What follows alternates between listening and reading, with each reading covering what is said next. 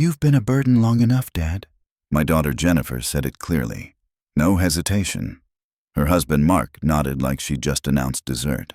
I set down my fork, looked at the turkey I'd brought, the wine, the gifts stacked by their tree.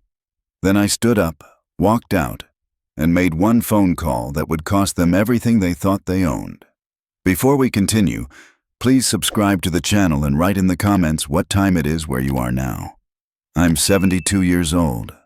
My name is William Harris. I spent 43 years working construction before my knees finally gave out. My wife Eleanor died 6 years ago. Cancer. The fast kind. That Christmas dinner was supposed to be special. Jennifer had insisted I come early.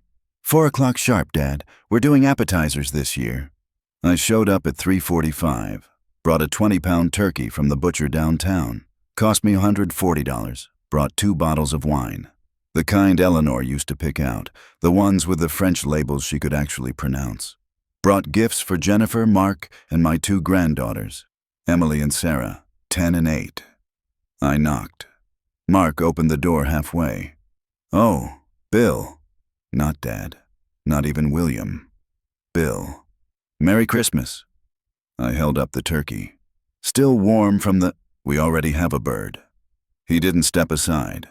Didn't take the turkey. Just stood there blocking the doorway like I was selling something. Jennifer appeared behind him, still in her business clothes. Navy suit. Hair pulled back tight. "Dad, you're early. You said 4. It's 3:45. 4 o'clock means 4 o'clock. She glanced at Mark. Some kind of look passed between them. "We're not ready yet." I stood there on their porch. My porch, technically, but we'll get to that. "I can wait in the living room. Stay out of the way." "That's not going to work." Jennifer crossed her arms. "We have things to discuss before dinner. Family things." "I'm family," I wanted to say. Instead, I just nodded. "How long should I—" "Give us an hour." Mark was already closing the door. I walked back to my truck, sat there in their driveway for 53 minutes, watched through the window as they moved around inside, saw the girls running past, saw Jennifer and Mark talking in the kitchen, close together, serious faces. At 4:50, I walked back up, knocked again. This time, Jennifer opened it. She'd changed into jeans. Casual now. "Come in." The house smelled like ham. Not turkey. Ham with that brown sugar glaze Eleanor used to make. I could see it on the counter. A honey-baked ham. Still in the foil container it came in. "You didn't need to bring a turkey, Dad." Jennifer took it from me, set it on the counter without looking at it. "We had dinner planned. You said bring something." I said bring a side dish, a pie maybe. She opened the fridge, stared at the turkey like it was a problem to solve. "I don't even know if this will fit." Mark appeared, took the wine bottles from me, looked at the labels. "These are screw tops, Bill." They weren't. They had corks. I'd watched the wine guy at the store wrap them in tissue paper. "They're the same kind, Eleanor. We've got plenty of wine." He set them on the counter next to the turkey. The tissue paper was already torn. Emily and Sarah came running in. Emily hugged me. Sarah waved from behind her sister. "Grandpa, did you bring presents?" "Course I did. They're in the—" "Girls, go set the table." Jennifer pointed toward the dining room. "We're eating in 5 minutes." They ran off. I stood there in the kitchen. Jennifer and Mark didn't look at me. They were busy. She was stirring something. He was getting plates down, moving around me like I was furniture. "Can I help with—" "We've got it under control." Jennifer didn't turn around. I walked into the living room, sat on the edge of the couch, the same couch I'd helped them move in 3 years ago, threw my back out doing it, spent 2 weeks barely able to walk. The presents I'd brought were by the door, still in their gift bags. Nobody had moved them to the tree. Dinner was called. I sat where Mark pointed, the end of the table, Emily on my left, Sarah next to her, Jennifer and Mark on the other end. Far enough away that I had to speak up to be heard. The ham sat in the middle, sides all around it, mashed potatoes, green beans, rolls. Everything looked good. Mark carved, gave everyone their portions. Mine was smaller than his. I noticed, said nothing. We ate. The girls talked about school, about some movie they wanted to see. Jennifer asked them questions. Mark laughed at something Emily said. I sat there chewing ham. Nobody asked me anything. Halfway through, Mark refilled his wine, poured some for Jennifer. The bottle was a screw top. He'd been right about that at least. I had red wine in a glass that nobody had offered to fill. So, Dad, Jennifer set down her fork. Mark and I have been talking. I looked up. She had her business face on, the one she uses for conference calls. We're concerned about you. Concerned? You're 72. You're living alone in that big house. She glanced at Mark. He nodded. We don't think it's sustainable. Sustainable? Like I was a budget line item. I'm managing fine. Are you? Mark leaned forward. When's the last time you saw a doctor? I see my doctor, Dr. Patterson, once a month for my prescriptions. What about your cognition? Jennifer again. Have you had any testing done? Testing for what? Memory issues. Cognitive decline. She said it gently, like she was explaining something to the girls. It's normal at your age. Nothing to be ashamed of. My jaw tightened. My memory's fine. You called me Susan last week. Jennifer looked at Mark. Susan was Mom's sister. She died in 2003. I didn't call you Susan. You did, on the phone. You said, Susan, can you pick up the prescription?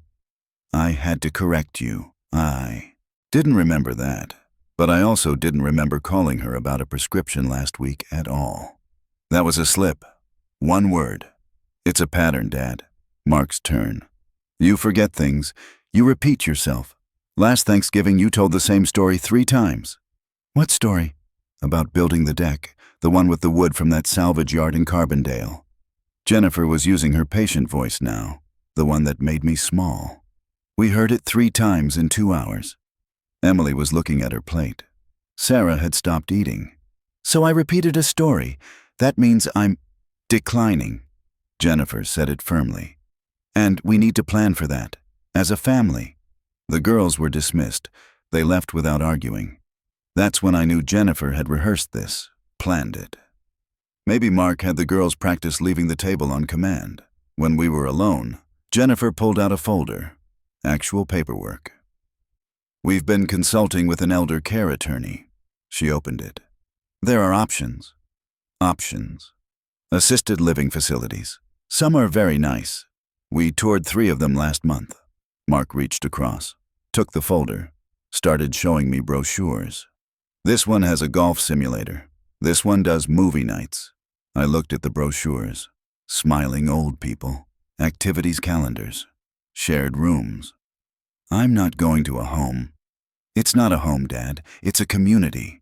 Jennifer again. You'd have people around, medical staff on site, no more worrying about falling or forgetting to eat. I don't forget to eat. You've lost weight. Mark pointed at me like evidence. 20 pounds at least. Eleanor died at 140 pounds, withered to nothing. I'd been 190 when she died. I'm 180 now. 10 pounds, not 20. I'm fine. And the house is too much for you. Jennifer pulled out more papers. The property taxes alone are $4,800 a year, plus utilities, maintenance. It's not practical. Practical, sustainable. These were her words now. That house is paid off. Has been since 2009. But it's sitting there, appreciating. Mark's turn. The property's assessed at $340,000. That's significant equity. Equity. He was a financial planner. Everything was equity to him. We're not suggesting you sell it. Jennifer's voice softened. Dangerous. We're suggesting you transfer it to us. We'd manage it, handle the expenses. You'd have nothing to worry about. The room got quiet. I could hear the kitchen clock. Same clock Eleanor picked out at that antique store in Murfreesboro, ticking away. You want me to give you my house? Transfer it for estate planning purposes. Mark had more papers. This way, when you pass, there's no probate, no taxes. It stays in the family. It's already in the family. It's mine. For now, Jennifer met my eyes. But if you need long-term care, Medicaid has a 5-year look-back. If the house is in your name, they'll take it to pay for the nursing home. I'm not going to a nursing home. You might not have a choice, Dad. Her voice was firm now, done being patient. If you fall, if you have a stroke, if your memory gets worse, you could end up in a state facility, and they'll take everything. But if we transfer it now, Mark tapped the papers, it's protected, safe, and we can use the equity to pay for your care, the nice places, not the state ones. I looked at them, my daughter, her husband, both looking at me like I was a problem that needed solving. Let me think about it. There's not much time, Dad. Jennifer closed the folder. The 5-year clock doesn't start until we do the transfer. Every month we wait is another month before you're protected. I said I'll think about it. Silence. Mark refilled his wine. Jennifer stared at me. You know, Dad, she set down her glass. You've been a burden long enough. The words landed like a slap. What? A burden. She didn't blink. Ever since Mom died, you've needed constant support, emotional support, financial advice. We've been managing your bills, your appointments, your entire life. You offered to help with, because we had to, because you couldn't handle it alone. She gestured at nothing, everything. And now you're being stubborn about the one thing that would actually help, the one thing that would give us peace of mind. Mark nodded. It's exhausting, Bill, constantly worrying about you. I stood up. My chair scraped loud against their wood floor. I'm leaving. Don't be dramatic. Jennifer didn't stand. We're trying to help you. By calling me a burden at Christmas dinner, I'm being honest. That's what you are right now. A burden. And if you'd just signed the papers, you wouldn't have to be anymore. I walked to the door, got my coat. The girls were upstairs. I could hear them, talking quietly. They'd heard everything. Dad, sit down, Jennifer's voice behind me. We haven't had dessert yet. I opened the door. Cold air rushed in. Dad! I walked out, got in my truck, drove home. My phone buzzed before I even got to the highway. Jennifer. That was incredibly rude. Call me when you're ready to apologize. I didn't call. The house was dark when I got there. I turned on lights, the same lights Eleanor used to turn on. Living room lamp, kitchen overhead, the small one over the stove that she always left on at night in case one of us got up for water. I sat at the kitchen table, the oak one I'd built in 1985. Same table where we'd celebrated Jennifer's high school graduation, her college acceptance, her engagement to Mark. The counter still had some of Eleanor's things. Her recipe box, her coffee mug, the ceramic one with the cardinal painted on it. I hadn't been able to put them away yet. I sat there for a long time. Then I opened my laptop, started looking through files, documents, everything I'd saved over the years, bank statements, property records, emails, found what I needed around midnight. See, here's what Jennifer didn't know. That house, she wanted me to transfer. The one assessed at $340,000? I didn't own it anymore. I transferred it 3 months ago, September 19th, right after Jennifer first mentioned estate planning and how I really should talk to someone about protecting my assets. I'd talk to someone, my own attorney, not her elder care guy. Transferred the whole property into an irrevocable trust. Beneficiary, Emily and Sarah Mitchell, my granddaughters. Direct inheritance, to be released when they turn 25. Trustees, my brother George and my oldest friend Tom Bradley, both with explicit instructions. Jennifer and Mark got nothing, could contest nothing, had no access. But that wasn't the part that would hurt. The part that would hurt was the mortgage. See, when Jennifer and Mark bought their house 3 years ago, they'd been short on the down payment. They'd had $45,000 saved. Needed $85,000 to avoid PMI and get the rate they wanted. I'd given them $40,000, December 2020. Wire transfer. I had the records. "It's a gift, Dad," Jennifer had said. "You don't have to do this." "I want to," I'd told her. "It's what Eleanor would want." She'd hugged me, cried, said I was the best father anyone could ask for. No paperwork, no promissory note. Just a gift. Except 3 weeks later, Mark had sent me a document. "Just for the records," he'd written. "Want to make sure everything's documented properly for tax purposes." The document said loan, not gift. Loan. $40,000 at 2% annual interest. Balloon payment due December 31st, 2023. I'd signed it because Mark said it was just a formality. "Makes the taxes easier. Don't worry, we're not actually going to charge you interest." I'd forgotten about it until tonight. December 31st, 2023 was in 6 days. I opened my banking app, found the document Mark had sent, read through it carefully this time. Loan agreement, clear terms, balloon payment, $40,000 principal plus $2,400 interest, total due $40,400, due in 6 days. I checked their payment history. 0. They'd paid nothing. Not a dollar. Not a single interest payment in 3 years. The document had other terms too. Default clause. If payment wasn't received within 30 days of the due date, the entire amount became immediately due with an additional 10% penalty. Plus, I could place a lien on any property owned by the borrowers. Mark had written this, his document, his terms. I sat there looking at the numbers. Then I drafted an email. "Jennifer and Mark, this is formal notice that the loan agreement dated December 27, 2020, comes due on December 31st, 2023. The amount owed is $42,400. Please remit payment by wire transfer to the account listed in the original agreement. If payment is not received by the due date, the default clause will be enforced as written. William Harris." I didn't send it yet. First I called George, woke him up. He's 76, goes to bed at 9. "Will, what's wrong?" I told him about dinner, about the burden, comment, about the papers Jennifer had brought. "Jesus Christ. I need you to do something for me." "Name it." "I'm emailing you a document, loan agreement between me and Jennifer. I need you to witness what I'm about to do." "What are you about to do?" "Collect what I'm owed."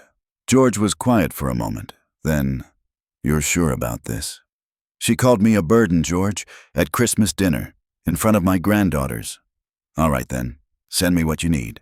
I forwarded him the loan document, the email I'd drafted, my trust paperwork showing the house transfer. Then I sent the email to Jennifer and Mark.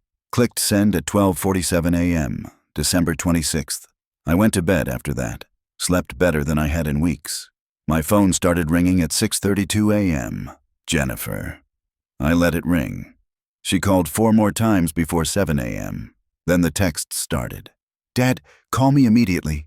"What the hell is this email? You can't be serious. Call me now." I made coffee, Eleanor's mug, the cardinal one. Sat at the table and watched my phone light up over and over. At 8:15, Mark called. I answered. "Bill, we need to talk about this email." "Nothing to talk about. Loan's due December 31st. That's in 5 days. That was a gift. You said it was a gift. You wrote up the paperwork, Mark. You put the terms in writing. I signed what you gave me. That was just for taxes, for records. We never intended." "Then you shouldn't have put a due date, or a default clause, or an interest rate." I sipped my coffee. Still hot. "But you did. So the terms are what they are. We don't have $42,000. Then you have 5 days to get it." "This is insane. You're doing this because of what Jennifer said? She was just being honest. She didn't mean, she meant it. And now I'm being honest. The loan's due. Pay it." I hung up. Jennifer called back immediately. "Dad, please. We need to talk about this. You wanted honesty. Here's honesty. You called me a burden. You tried to take my house. You planned an intervention at Christmas dinner." My voice was steady, calm. "Now you owe me $42,400. Pay it." "We can't. We don't have that much liquid. Not my problem." "Dad." "You have 5 days. After that, default terms kick in." That's an additional $4,040 penalty, plus I can file a lien on your property. Silence. Then, you wouldn't. Try me. I hung up again, turned off my phone, sat there in my kitchen. The one Eleanor had picked out the tile for. The one where she'd taught Jennifer to bake. The one where we'd had coffee every morning for 43 years. I thought about all the things I'd given Jennifer over the years, not just the $40,000 for the house, the $15,000 for her wedding. Eleanor and I had paid for everything: venue, food, photographer. Jennifer had wanted the expensive place, the one on the lake. We'd made it happen. The $8,000 for her car down payment in 2015. She'd needed something reliable. We'd bought and helped. The $3,200 for the girls' preschool deposit. Just a loan, Dad. We'll pay you back. Never did. The weekly groceries I'd buy when I visited. $100, $150 at a time. Oh, Dad, you don't have to. But she never stopped me. The birthday money. $500 for each granddaughter every year. They were 10 and 8 now. That was $9,000 total over the years. The Christmas gifts, not just this year, every year. Generous ones. iPads, bikes, clothes, toys. The babysitting. Every week for 3 years when the girls were little. Free childcare while Jennifer and Mark worked. 78 weeks of 3 days a week. That's 234 days. If I'd charged even $50 a day, that would have been $11,700. I'd never asked for a dime. Added up, $40,000 house down payment, $15,000 wedding, $8,000 car, $3,200 preschool. Call it $5,000 in groceries over the years, $9,000 birthday money, $11,700 worth of babysitting, $91,900, nearly $100,000. Not counting Christmas gifts, not counting the dinners I'd bought, not counting the tools I'd given Mark, not counting the furniture Eleanor and I had passed down. And what had I gotten? 2 visits last year, Easter and Christmas, 90 minutes each time before they had somewhere else to be. Phone calls when they needed something. Advice about the girls, help with a bill. Dad, can you watch Emily Saturday? Something came up. I had become a checkbook with a pulse. An emergency contact who occasionally got a text on his birthday. Jennifer used to call me every Sunday, when Eleanor was alive. We'd talk for an hour. She'd tell me about work, about the girls, about whatever was happening in her life. After Eleanor died, the calls got shorter, then less frequent. Then they stopped unless she needed something. I'd told myself she was busy. New promotion at work. Girls getting older. Life happening. But that wasn't it. She'd stopped calling because Eleanor wasn't there to answer anymore, and I was just me. The burden. I turned my phone back on around noon. 63 missed calls, 41 texts, 2 voicemails. I listened to the first voicemail, Mark's voice, angry. You're really going to do this? You're going to destroy your relationship with your daughter over money? Over one comment she made? This is insane, Bill. Completely insane. Call me back so we can fix this like adults. Second voicemail. Jennifer. Crying. Dad, please, I'm sorry I called you a burden. I didn't mean it. I was stressed. We're drowning in bills, and I took it out on you. Please don't do this. The girls need their grandfather. I need my dad. Please. I deleted both, made myself lunch, sandwich. Same kind Eleanor used to make. Turkey and Swiss on wheat. Mustard, no mayo. Sat down to eat it, and my phone rang again. George. Will, you've got a situation developing. What situation? Jennifer called me. Then she called Tom. She's trying to get us to talk you out of this. What did you tell her? I told her I'm your trustee, not your therapist, and that if Mark wrote up a loan document, he should have been prepared to honor it. And Tom? Tom told her the trust is ironclad. She asked if there was any way to contest it. He said no. She didn't like that. I took a bite of my sandwich. I bet she didn't. Will, George's voice changed. Serious now. Are you sure about this? She's your daughter. She called me a burden, George. On Christmas. I know. I heard. I'm just saying. This is going to blow up. You know that, right? Let it blow up. All right then, I'm with you. Just wanted you to know what's coming. What was coming arrived at 3:47 p.m. Jennifer and Mark, both of them, at my door. I opened it, but didn't invite them in. Dad, we need to talk. Jennifer's eyes were red. She'd been crying. Nothing to talk about. Please. 5 minutes. She was using her soft voice. The one from when she was little. When she wanted something. Can we come in? I stepped aside. They sat on the couch. Eleanor's couch. The one she'd reupholstered in 2019. Spent weeks picking out the fabric. Sage green, her favorite color. I stayed standing. Dad, I'm sorry. Jennifer started. What I said last night was horrible. I was out of line. I've been so stressed with work and the girls and money, and I just snapped. But I didn't mean it. You're not a burden. You're my father. You meant it. I kept my voice level. You've been thinking it for a while.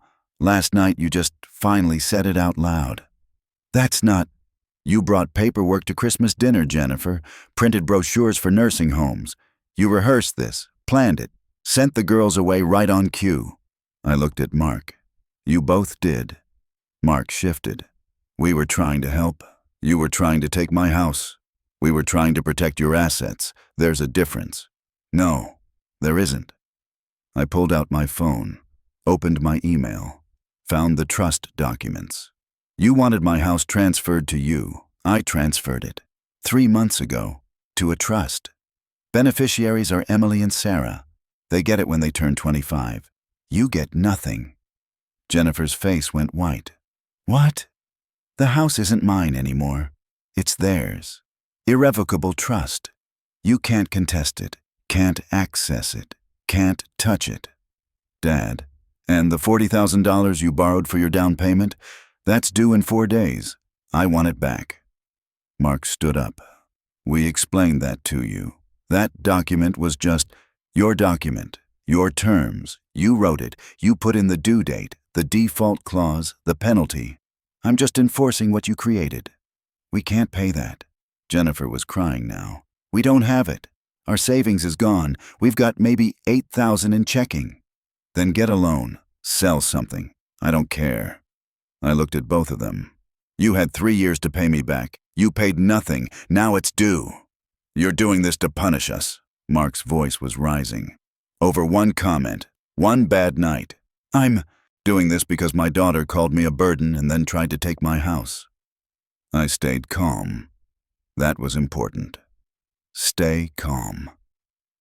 I'm doing this because I've given you nearly $100,000 over the years, and the only time you call is when you need something. That's not true.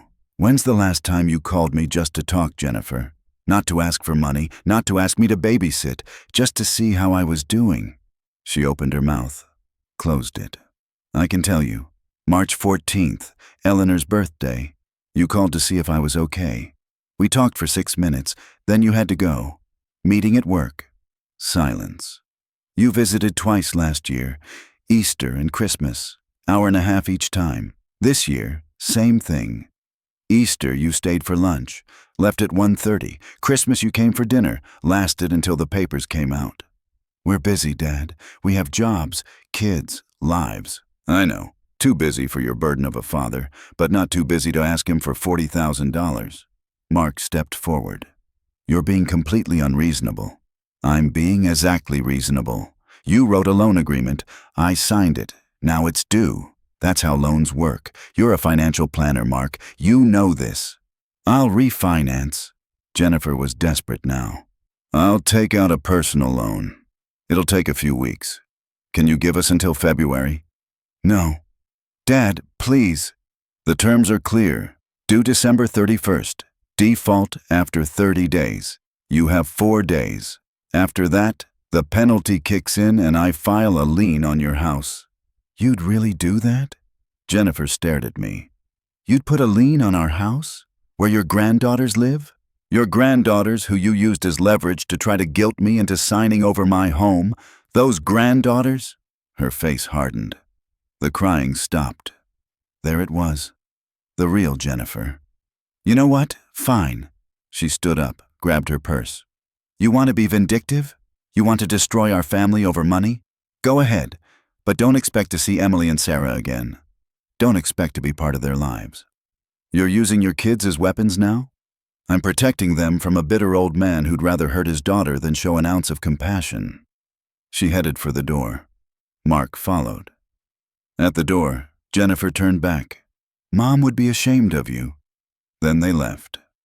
I stood there in my living room, the room Eleanor had decorated, the room where we'd hosted Jennifer's birthday parties, where we'd had Christmas mornings, where Eleanor had read to the girls when they were little. The room got cold. I turned up the heat, made dinner, ate alone, same as every night for 6 years. My phone stayed quiet the rest of the evening. At 9 p.m., a new email came through. From Mark's email. Subject line, payment proposal. I opened it. Bill, we can pay $10,000 by December 31st if we drain our emergency fund and cash out some stocks. The remaining $32,400 we can pay in monthly installments of $2,700 starting February 1st. That's a 12-month payment plan with no interest. This is the best we can do. We hope you'll accept it as a good faith effort. Mark and Jennifer. I read it twice. Then I replied. Mark and Jennifer, the agreement you drafted has clear terms.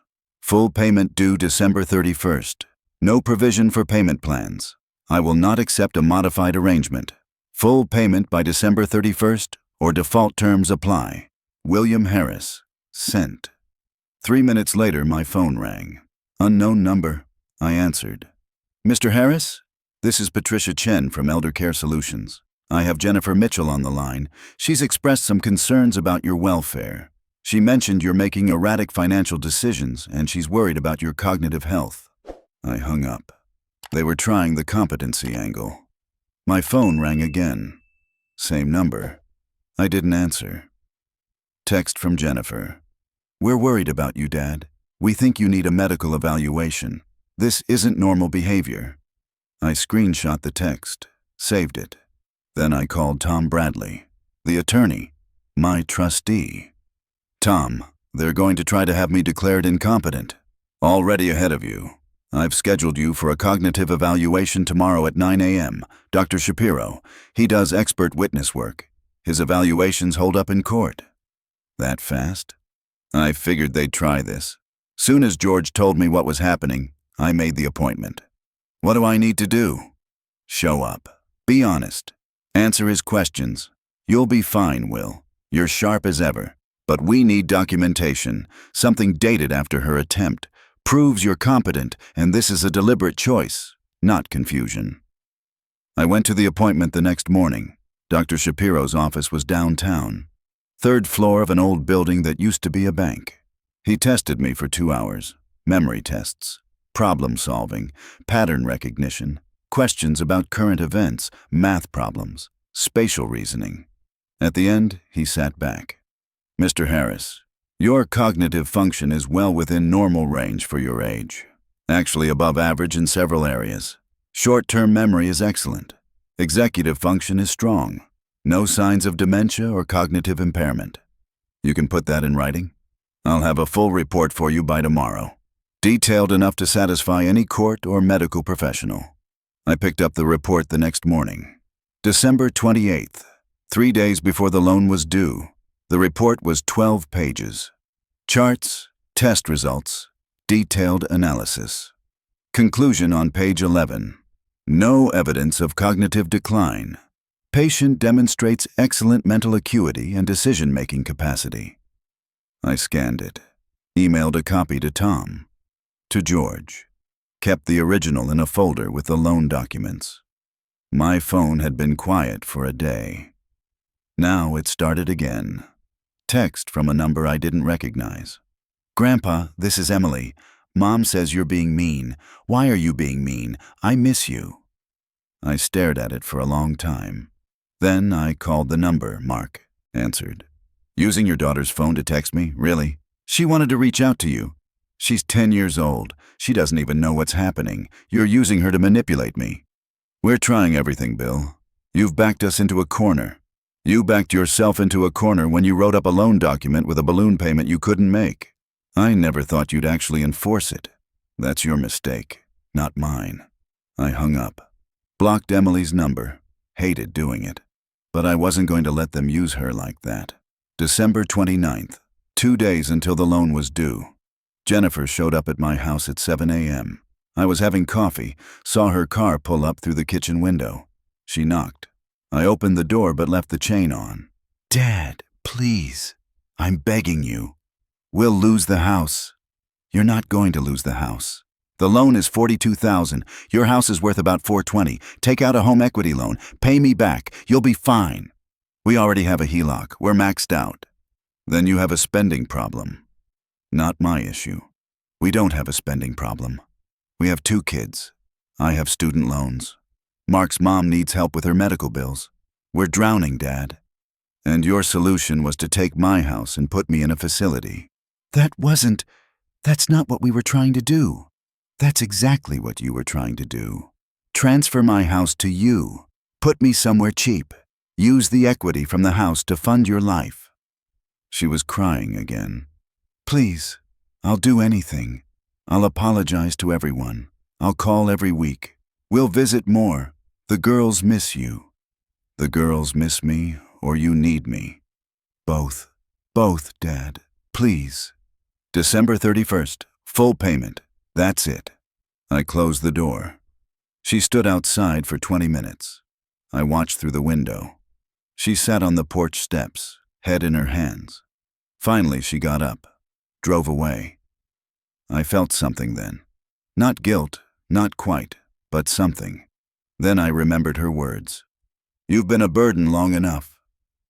The feeling passed. December 30th. 1 day until the loan was due. Email from Mark. Bill, we've secured a loan from Jennifer's brother. He's wiring $42,400 today. It should hit your account by tomorrow morning, 12:31. We will not be in contact with you going forward.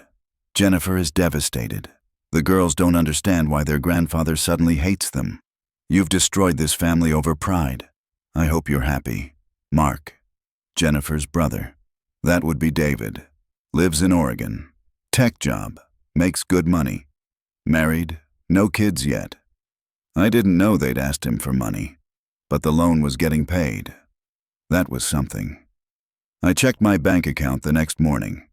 December 31st. Nothing. Checked at noon. Still nothing. Called the bank at 2 p.m. No incoming transfers pending, Mr. Harris. I waited until 4:30 p.m. Bank closed at 5. Nothing. At 5:15 p.m., text from Mark. Wire was rejected. David's bank flagged it as suspicious. Won't process until after the holiday. Should clear January 2nd. I replied, loan was due December 31st, today. It's now past business hours. No payment received. Default terms apply. Mark, you can't be serious. Me, read the contract you wrote. Mark, this is a technicality. The money is coming. You're really going to enforce a default over a 1-day processing delay? Me, yes. He called. I didn't answer. Jennifer called. Didn't answer. David called. Number I didn't recognize, but I figured it out.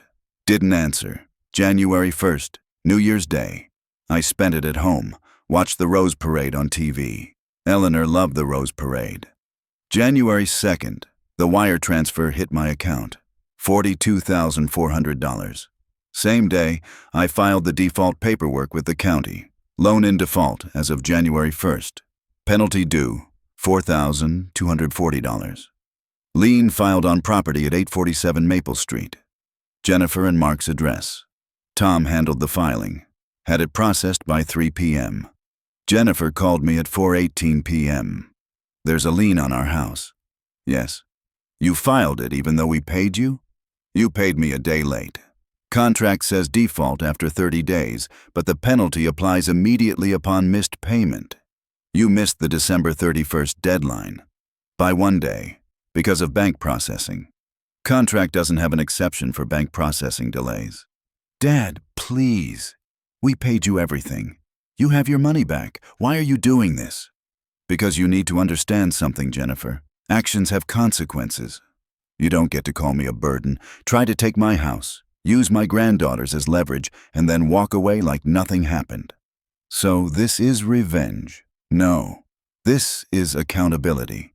We paid you $42,000. We don't have another $4,000. Then you'll have a lien on your house until you pay it. Won't affect much unless you try to sell or refinance. Then it'll have to be satisfied. You're destroying us.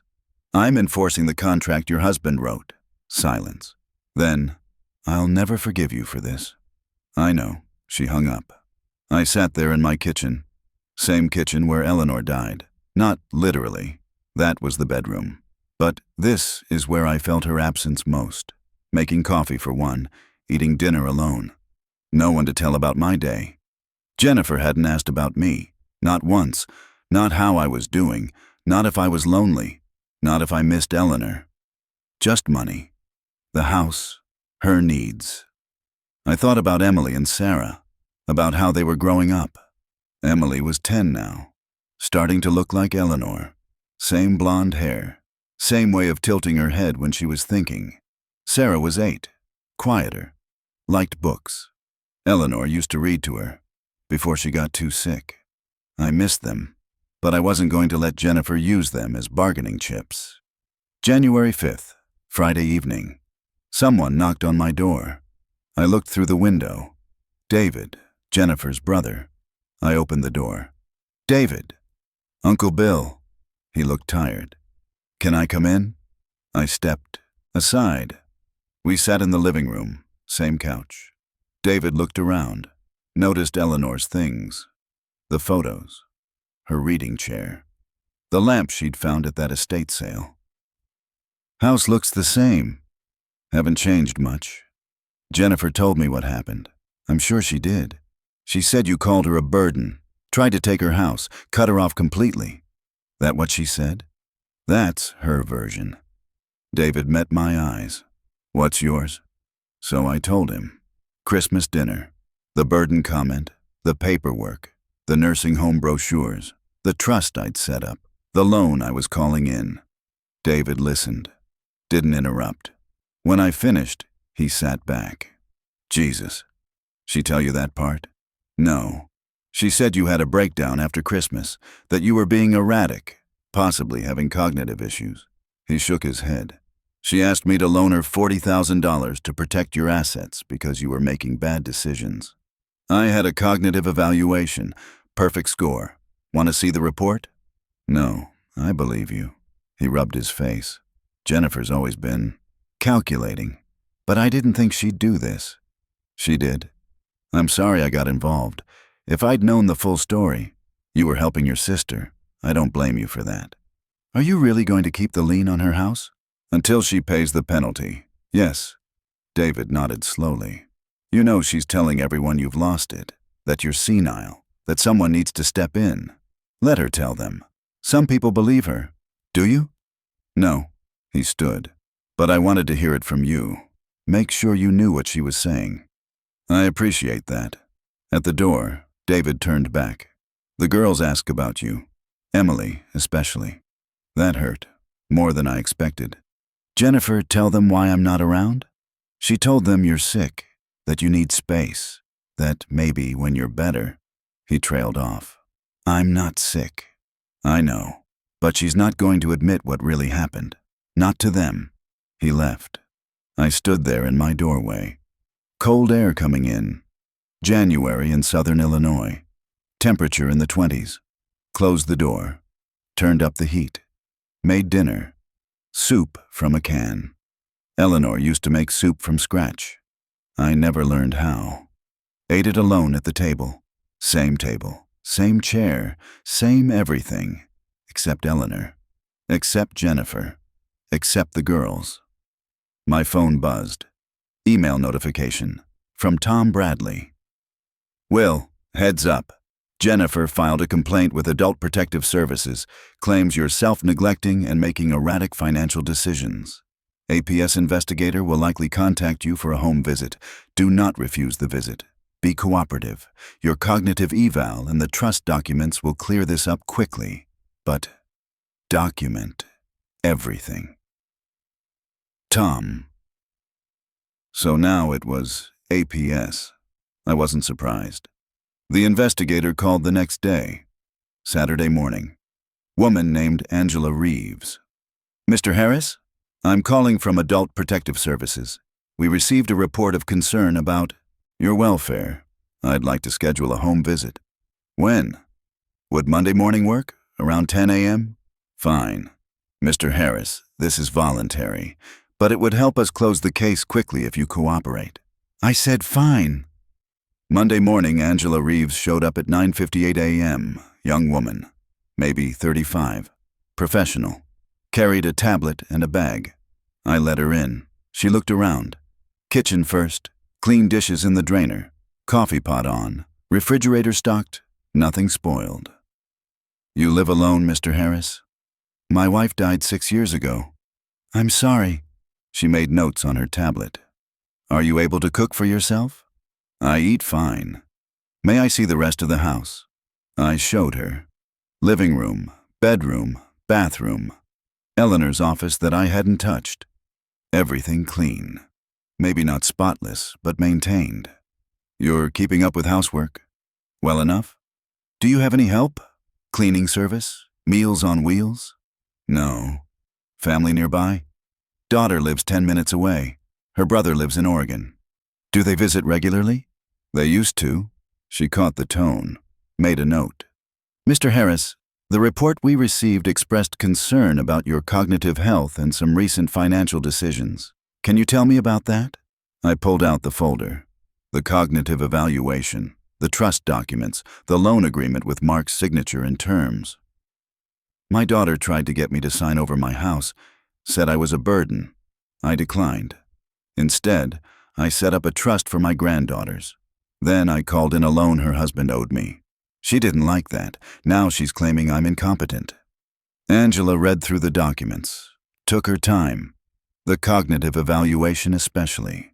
This evaluation is recent, December 27th. 3 days after Christmas dinner, I knew she'd try this. And this loan agreement, your son-in-law wrote this? Yes. His terms, his language, his due date, I'm just enforcing it. She read the default clause, the penalty terms. He's a financial planner? Yes. He should have known better than to write terms like this if he couldn't pay. That's what I thought. She closed the folder, looked around my house again, looked at me. Mr. Harris, I don't see any evidence of self-neglect or cognitive impairment. Your home is clean. You're well-groomed. Your recent medical evaluation is excellent. The financial decisions you described appear to be deliberate and well-documented. So we're done? I'll file my report recommending case closure. The complaint appears to be retaliatory rather than evidence of actual abuse or neglect. She handed back my folder. I'm sorry your daughter put you through this. Not the first thing she's put me through lately. Angela left. I called Tom, told him APS was closing the case. Good. That'll make it harder for her to claim incompetence if she tries to escalate. He paused. Will, I have to ask, are you sure you want to keep pushing this? The lien, I mean. You've made your point. Have I? She knows she hurt you. She knows you're not helpless. You've protected your assets. You've proven your competency. You could release the lien, move forward. And what? Pretend Christmas didn't happen? I'm not saying that. I'm saying you've won. Sometimes winning means knowing when to stop. She hasn't apologized, Tom. Not really. She apologized for getting caught, for facing consequences, not for what she did. Some people never apologize the way we want them to. Then some people live with liens on their property. Tom sighed. All right, your call. I'm here if you need anything. I hung up, sat there thinking about what he'd said, about winning, about knowing when to stop. Problem was, I didn't feel like I'd won anything. I had my house, protected in a trust. I had my money back, plus the penalty, if I ever collected it. But I didn't have my daughter, didn't have my granddaughters. I'd chosen principle over relationship. Maybe that was the right choice. Maybe that's what Eleanor would have wanted. But Eleanor had always been better at forgiveness than me. February came. No word from Jennifer, no calls, no texts, no apologies. I heard things through David. He called once a week, checking on me. Jennifer's telling people you had a breakdown, that you're unstable. Some family members believe her. Let them. Your cousin Ruth asked if you needed help, if someone should check on you. I'm fine. I told her that. Told her the whole story, actually. She wasn't happy with Jennifer. Small consolation. March now. 3 months since Christmas. I'd settled into a routine. Same routine I'd had for 6 years since Eleanor died. Coffee in the morning. Errands. TV in the evening. Bed by 10. Lonely. But I'd been lonely before Jennifer's betrayal. At least now I wasn't bankrolling people who called me a burden. My birthday came. March 14th, 73 years old. David called, wished me happy birthday. Said he'd sent a card. George called, offered to take me to dinner. I declined. Tom sent an email. Jennifer didn't call. Eleanor had been dead 6 years now. Same amount of time we'd lived in this house before she got sick. Funny how time measures itself in befores and afters. Before Eleanor died. After Eleanor died. Before Jennifer called me a burden. After Jennifer called me a burden. I thought about the girls. Emily would be 11 soon. Sarah 9. Growing up without their grandfather. Because their mother chose pride over apology. Or because I chose principle over forgiveness. Hard to say who was more stubborn. April 3rd. Friday afternoon. Someone knocked. Looked through the window. Emily and Sarah. No Jennifer, no Mark. Just the girls. I opened the door. "Grandpa!" Emily hugged me. Sarah hung back but smiled. "What are you two doing here?" "Uncle David brought us. He's in the car." Emily pointed. "David's rental car in my driveway." He waved. "Does your mother know you're here?" "She thinks we're at the movies with Uncle David." Emily came inside. Sarah followed. "We asked him to bring us. We miss you." I looked at David.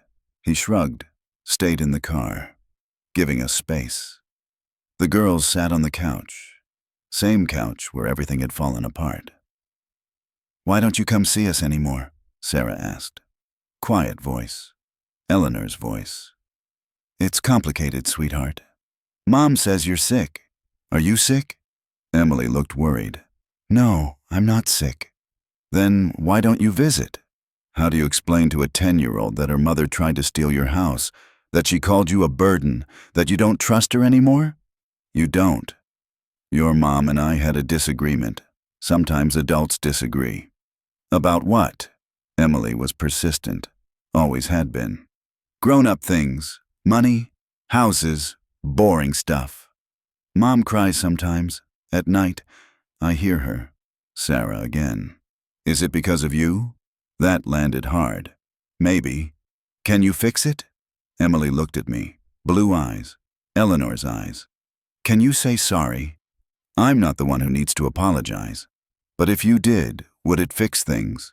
Would it? If I dropped the lien, forgave the penalty, pretended Christmas hadn't happened, would Jennifer let me back into their lives? Maybe. Until she needed something again. Until I became inconvenient again. It's not that simple, Emily. Adults always say that. She crossed her arms. But it is simple. You miss us. We miss you. Mom's sad. You're sad. Just fix it. Your mom said some things that hurt me. Did some things that hurt me. I can't just forget that. Did you ever say things that hurt her? Sarah asked. Had I? Probably. Over 73 years you say things you regret, things that come out wrong. Maybe. A long time ago. Did she forgive you? Smart kid. Too smart. I don't know. So maybe you should forgive her. Emily stood up, came over, hugged me. I love you, Grandpa. Sarah joined, both of them hugging me, and I felt it. The crack, the place where I'd been holding all the anger and hurt and betrayal. It cracked. Not broke, but cracked. I love you too, both of you. They stayed for an hour, told me about school, about their friends, about a dance recital coming up. Normal things, kid things. David walked them back to the car, came back to the door. They ambushed me, begged me to bring them. Thank you. Jennifer doesn't know. She'd lose her mind if she found out. I won't tell her. David hesitated. You know, she's struggling. Mark's talking about selling the house, moving somewhere cheaper. The lien makes it complicated. And the money she borrowed from me, she's paying me back, but it's tight. Good. Will, she called me a burden, David, on Christmas. With her kids in the next room, she tried to take my house, and she hasn't apologized. Not really. I know, and I'm not saying what she did was right. But she's my sister, and those are my nieces, and this is tearing everyone apart. Then she knows how to fix it. David nodded, left. I stood in my doorway, watched him drive away. Emily waved from the back window. I waved back, went inside. House felt emptier now than before they'd come. Sat at the table, Eleanor's table. Thought about what Emily had said. Just fix it. If only. But fixing it meant one of us had to bend, had to give in, had to admit fault. And I wasn't ready. Maybe I'd never be ready. Or maybe I was just as stubborn as Jennifer. Same stubbornness that kept me working construction for 43 years. Same stubbornness that helped me survive Eleanor's death without falling apart completely. Stubbornness was survival, but it was also loneliness. I thought about calling Jennifer, thought about releasing the lien, thought about saying let's start over, thought about it. Didn't do it. May came, then June. Summer now. David stopped calling. I figured Jennifer had found out about the visit, told him to stay away from me. George called once a week. Tom sent monthly updates. The lien was still active. Jennifer hadn't paid the penalty. My garden came in. Tomatoes mostly. Some peppers. Eleanor's garden. I'd kept it going. Gave me something to do. Ate tomatoes with every meal. Had too many. Used to give them to Jennifer. Now they rotted on the vine. July 18th. Late afternoon. Another knock. Jennifer. Alone this time. No Mark, no girls. Just her. I opened the door. Didn't say anything. Can I come in? I stepped aside. She sat on the couch. I stayed standing. Old habit now. I talked to David. He said he brought the girls here. He did. That was wrong. He shouldn't have done that without asking me. The girls wanted to see me. I know. She looked down. They ask about you constantly. Then bring them by. I can't. Can't or won't. Both.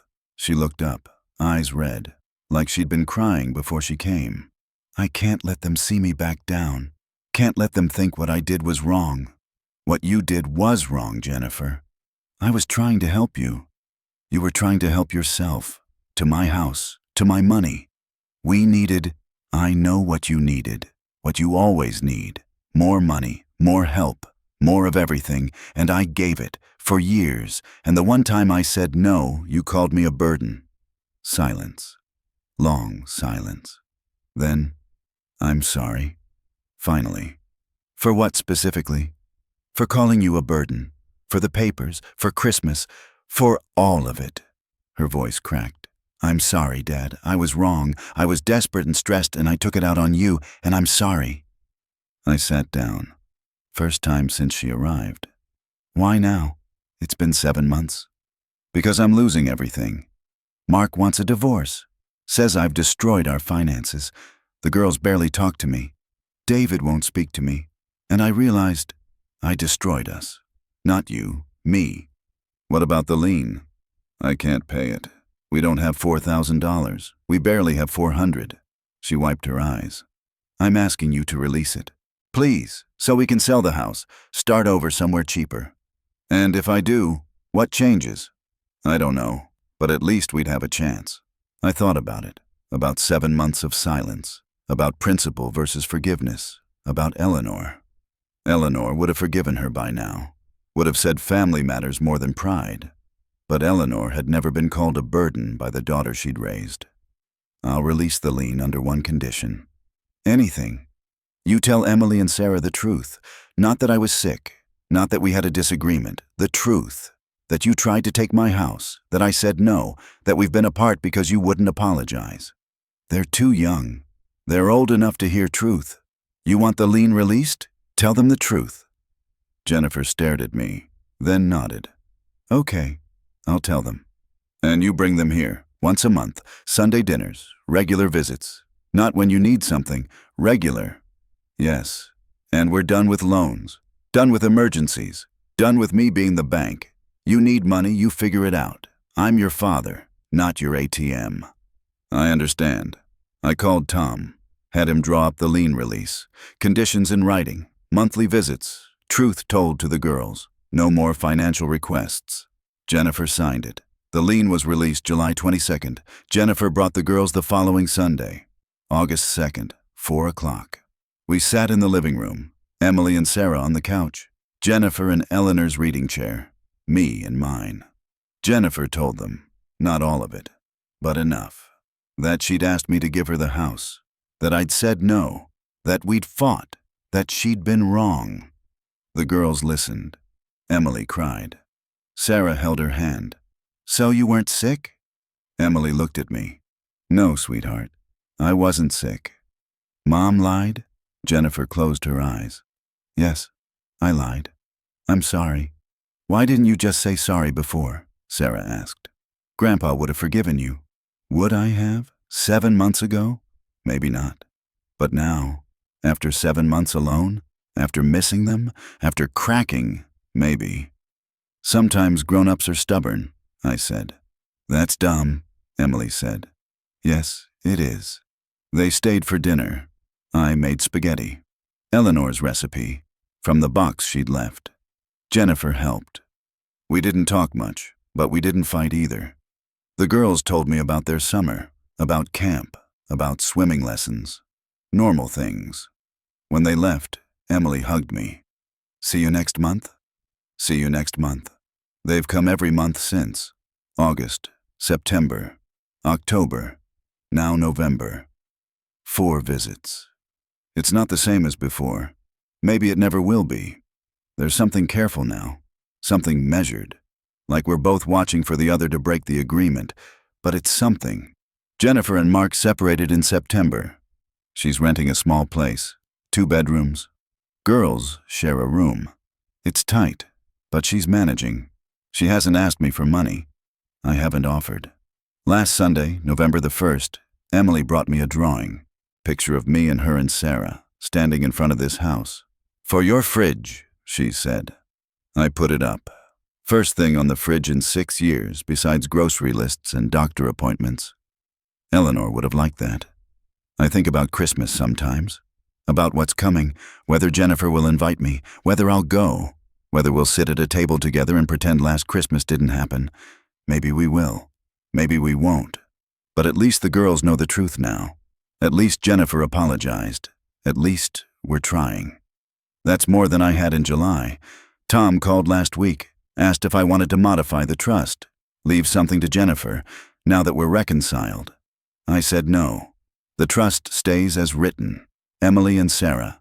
Direct inheritance. 25 years old. Jennifer's not getting my house. Not now. Not ever. Maybe that's petty. Maybe that's the stubbornness talking. But some bridges once burned don't get rebuilt.